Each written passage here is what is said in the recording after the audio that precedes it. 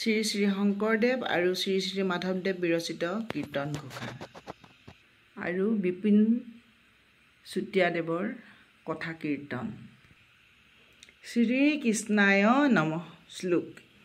কৃষ্ণায় বাসুদেৱায় দৈৱকী নন্দনায় চ নন্দ গোপ কুমাৰায় গোবিন্দায় নমো নমঃ। নমঃ পংকজ নাভায় নমঃ পংকজ মালিনে নমঃ পংকজ নেত্ৰায় নমস্তে পংকজাংঘয়ে। বসুদেৱ সুতং কৃষ্ণং কংস চানুৰ মৰ্দনং দৈৱকী হৃদয়ানন্দং কৃষ্ণং বন্দে জগদ্গুৰুম হৰি ৰাম ৰাম। মুকং কৰোতি বাচালং পংগুং লংঘয়তে গিৰিম যৎকৃপাতমহং বন্দে পৰমানন্দ মাধৱ। কথা কীৰ্তন ঘোষা। শ্ৰীকৃষ্ণলৈ নমস্কাৰ। শ্লোক। ভগৱান কৃষ্ণলৈ বসুদেৱ আৰু দৈৱকী পুত্ৰলৈ নন্দ গোপ কুমাৰলৈ গোবৰ্ধনধাৰী গোবিন্দলৈ পুনঃ পুনঃ নমস্কাৰ। পদ্মনাভলৈ নমস্কাৰ। দিব্য পদ্মমালা পৰিধানকাৰীলৈ নমস্কাৰ। পদ্মসম নেত্ৰযুক্ত জনলৈ নমস্কাৰ। শত পদ্ম প্ৰকাশিত পাদযুক্ত জনলৈ নমস্কাৰ। কংস চানুৰ বিমৰ্দনকাৰী বসুদেৱৰ পুত্ৰ কৃষ্ণদেৱক দৈৱকী হৃদয়ত আনন্দৰ জোৱাৰ তোলা বিশ্ব ব্ৰহ্মাণ্ডৰ গুৰু কৃষ্ণদেৱক বন্দনা কৰোঁ। সেই হৰি ৰাম ৰামক বন্দনা কৰোঁ। যাৰ কৃপাত বোবায়ো কথা ক'ব পাৰে, ভৰি নোহোৱাজনেও গিৰি শৃংগত আৰোহণ কৰিব পাৰে, সেই পৰমানন্দ মাধৱক বাৰম্বাৰ বন্দনা কৰোঁ। শ্ৰীকৃষ্ণায় নমঃ। প্ৰথম খণ্ড। চতুৰ্বিংশতি অৱতাৰ। ঘোষা।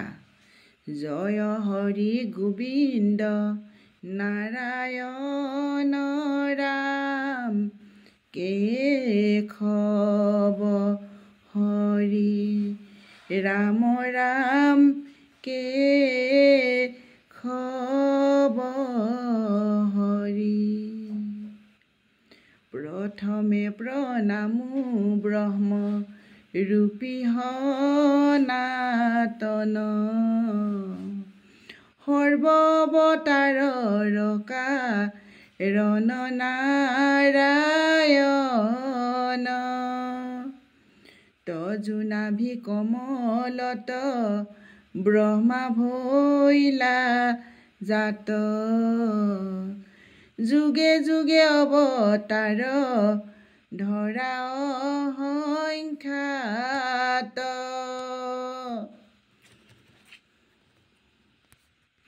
চতুৰ্বিংশতি অৱতাৰ। প্ৰথম কীৰ্তন ঘোষা।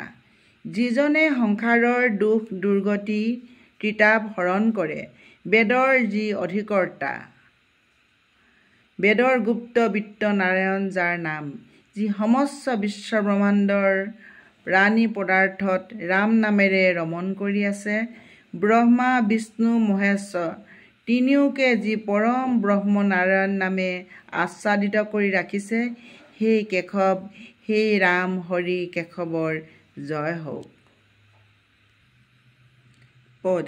প্ৰথমে প্ৰণামো ব্ৰহ্ম ৰূপী সনাতন সৰ্ববতাৰৰ কাৰণ নাৰায়ণ। তজুনাভি কমলত ব্ৰহ্মা ভৈলা জাত যুগে যুগে অৱতাৰ ধৰা অসংখ্যাত। সৰ্বপ্ৰথমে সমস্ত অৱতাৰৰ মূল কাৰণ নাৰায়ণৰ সনাতন ব্ৰহ্মক প্ৰণাম কৰিছোঁ। নিৰাকাৰ নিৰ্গুণ ব্ৰহ্মই সাকাৰ ৰূপী হৈ সনাতন ব্ৰহ্মৰূপত নাৰায়ণ নাম লৈছে। তেওঁৰ নাভি কমলৰ পৰাই বিশ্ব ব্ৰহ্মাণ্ডৰ প্ৰথম জীৱ ব্ৰহ্মাৰ জন্ম হৈছে আৰু ইয়াৰ পাছত যুগে যুগে অসংখ্যবাৰ ভগৱন্তই গ্ৰহণ কৰিছে। মৎস্যৰূপে অৱতাৰ ভৈলা প্ৰথমত, উদ্ধাৰিলা চাৰি বেদ প্ৰলয় জলত। সত্যব্ৰত ৰাজা কদে খাইলা নিজ মায়া, নধৰিলা সমুদ্ৰেতো মাৰ মৎস্য কায়া। প্ৰধান 10টি অৱতাৰৰ ভিতৰত মৎস্য অৱতাৰেই প্ৰথম। মহাপ্ৰলয়ৰ জলত হেৰাই যোৱা বেদ ব্ৰহ্মক ভগৱন্তই মৎস্য অৱতাৰ অৱগাহন কৰি উদ্ধাৰ কৰে। ভগৱন্তৰ মৎস্য অৱতাৰৰ দ্বিতীয় উদ্দেশ্য সত্যব্ৰত ৰাজাক নিজ মায়া মাহাত্ম্য প্ৰদৰ্শন কৰা। সেয়ে ক্ষুদ্ৰ মাছৰ পোনাৰূপে গণ্ডূৰ্ষ জলত দেখা দি অৱশেষত মহাসমুদ্ৰতো নধৰা আকৃতি ধাৰণ কৰি অনিমাৰ পৰা মহিমালৈ পৰ্যবসিত হৈছিল। কুৰ্ম অৱতাৰ ভৈলা ক্ষীৰোদধি তীৰে, লক্ষ্য পহৰৰ পন্থ জুৰিলা হৰিৰে।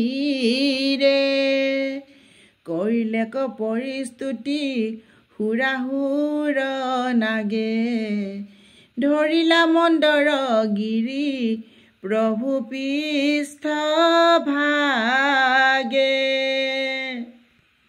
ক্ষীৰসাগৰৰ কাষত কুৰ্ম বা কাছৰূপে ভগৱানে অৱতাৰ গ্ৰহণ কৰি লক্ষ্য পহৰৰ পথ আগুৰি পেলালে। মন্দৰ গিৰিক পিঠিত তুলি সমুদ্ৰ মন্থনৰ বাবে উঠাই নিবৰ কাৰণেই ভগৱানৰ কুৰ্ম অৱতাৰ। দেৱ দৈত্যৰ অসাধ্য কৰ্ম অনায়াসে সাধিত হোৱা দেখি আৰু কুৰ্ম কলেবক দেখি দেৱতা অসুৰ নাগসকলে পৰিস্তুতি কৰিলে। দিব্য যজ্ঞ বৰাহ স্বৰূপে ভৈলা তুমি, লীলায়ে দন্তৰ অগ্ৰে উদ্ধাৰিলা ভূমি। তোমাক কৰিলা যুদ্ধ হিৰণ্যাক্ষ বীৰি, অপয়াসে দৈত্যক মাৰিলা দন্তে চিৰি।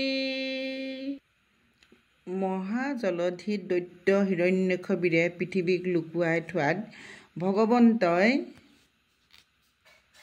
বৰাহৰূপে যজ্ঞভূমিত অৱতাৰ হৈ ভয়ংকৰ আকৃতি ধৰি জলৰ ভিতৰত প্ৰৱেশ কৰি প্ৰচণ্ড যুদ্ধ কৰিবলৈ ধৰিলে আৰু হিৰণ্যাক্ষক দাঁতেৰে চিৰি অনায়াসে বধ কৰি পৃথিৱীক উদ্ধাৰ কৰে।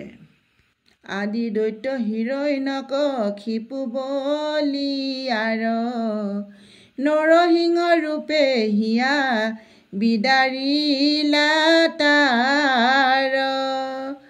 কৰিলা নিৰ্ভয় পাইলা ত্ৰিদশে উল্লাস, ভক্ত প্ৰহ্লাদক প্ৰভু কৰিলা সাখ। দৈত্যৰাজ মহাপ্ৰতাপী হিৰণ্যকশিপু আছিল প্ৰথম দৈত্য। স্বৰ্গ মৰ্ত্য পাতাল তিনি ত্ৰৈলোক্যক ত্ৰাস্তমান কৰি তোলা হিৰণ্যকশিপুক বধ কৰিবৰ কাৰণে আৰু মহাভক্ত প্ৰহ্লাদক ৰক্ষা কৰিবৰ কাৰণেই বিষ্ণুৱে নৰসিংহ অৱতাৰ গ্ৰহণ কৰিছিল। নৃসিংহৰূপে দৈত্যন্দৰ হিয়া বিদাৰি ত্ৰিদশ কোটি দেৱতাৰ ভয় দূৰ কৰিলে আৰু ভক্ত প্ৰহ্লাদক ৰজা পাতিলে। বামন স্বৰূপে অদিতিৰ বাক্য পালি, ইন্দ্ৰক থাপিলা চলে বলিক নিকালি। ত্ৰৈলোক্যক আক্ৰমিলা চৰণৰ গতি, তজুপাদুদকে গংগা ভৈলা উৎপত্তি। দৈত্যৰ উৎপাতত দেৱসৱৰ দুৰ্গতি হোৱাত দেৱমাতৃ অদিতিৰ অনুৰোধত ভগৱানে বামন ৰূপে অৱতাৰ লৈ মহাবলী দৈত্যৰাজ বলিক কৌশলেৰে পাতাললৈ পঠাই ইন্দ্ৰক স্বৰ্গত স্থাপন কৰে। ভগৱান বামনৰ 3 পাদে ত্ৰৈলোক্যক আগুৰি পেলালে আৰু বামনৰ ভৰি প্ৰক্ষালনৰ জলেৰে পবিত্ৰ গংগাৰ সৃষ্টি হ'ল। ধন্যবাদ।